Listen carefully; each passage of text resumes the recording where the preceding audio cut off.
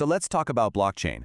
You've probably heard that word thrown around a ton, right? It's everywhere. In the news, on tech sites, you name it. But what is it really? Well, behind all the buzz, there's this really powerful technology that could actually change the way we live our digital lives. In this explainer, we're going to break it all down and figure out what blockchain is all about. Okay, first, let me ask you something. Have you ever sent money to someone and then spent the next few days nervously checking your account, just wondering where on earth it is? Yeah, that delay, it's usually because some central authority, like a bank, has to check and approve everything. And that whole process is slow, and it only happens during business hours. Just keep that little frustration in mind, because that's exactly the kind of problem blockchain is trying to solve. All right, so let's get right down to it. Let's start with the absolute basics. What exactly is a blockchain? We're going to break it down, no confusing jargon, I promise. Okay, here's the official definition from the source material. A blockchain is a decentralized digital database or ledger. Now, the words to really focus on here are decentralized, meaning no single person or company is in charge. Immutable, which means once a record is in there, it can never be changed. And transparent, which means everyone involved can see the records. Look, to make that way simpler, think of it like this: a shared digital notebook. Imagine a whole group of us have an identical copy of this notebook. Every time a new page of transactions is finished, we add it to the book. But here's the cool part. That new page is sealed to the one before it with some serious cryptography. You can't just rip it out or scribble over it. And since we all have a copy, we would all instantly know if someone was trying to mess with it. So that all sounds pretty great in theory, right? But how does it actually work in the real world? Let's get into the nuts and bolts. We'll use Bitcoin here, since it's the most famous example. So when you send some crypto, it doesn't go straight to the other person. First, it goes into this sort of waiting room called a memory pool.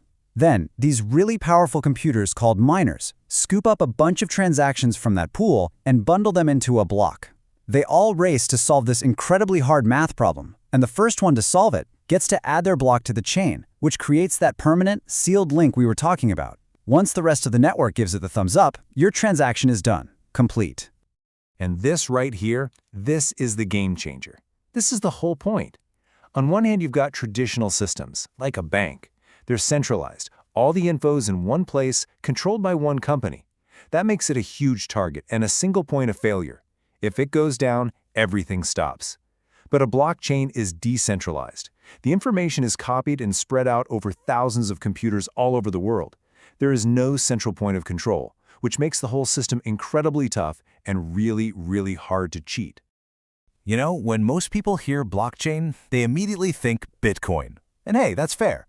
But the technology itself is so much bigger than that, and its story actually started a lot earlier than you might think. Just look at this timeline. The basic idea of a cryptographically secured chain of blocks, that was actually first described way back in 1991. That's nearly 2 decades before Bitcoin ever existed. Bitcoin was just the first project to really run with the idea on a massive scale. And today, phew, that one idea has exploded into tens of thousands of different projects, looking at everything from decentralized finance to digital art. And this stuff isn't just theory or digital money. Let's look at some solid examples of how blockchain is already making a real impact out there in the world right now. Let's talk about our food. You know when there's an E. coli outbreak and it takes weeks to figure out where it came from? Well, with a system like IBM's Food Trust, every single step of a product's journey, from the farm to the truck to the store, is logged on a blockchain. If a problem pops up, they can trace it back to the exact source in seconds, not weeks. That could literally save lives. Or think about your medical records, some of the most sensitive info about you. Putting them on a blockchain could make them unchangeable. You, the patient, could be sure that your health history can't be secretly altered.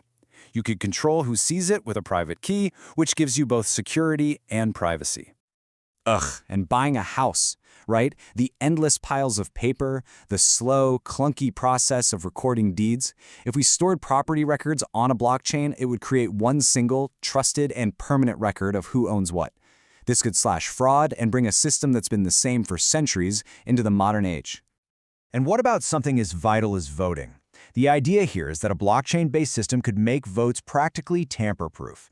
Every single vote is a transaction recorded forever on that unchangeable ledger. This could bring a whole new level of transparency and trust to the democratic process. In fact, they've already tested a system like this in West Virginia.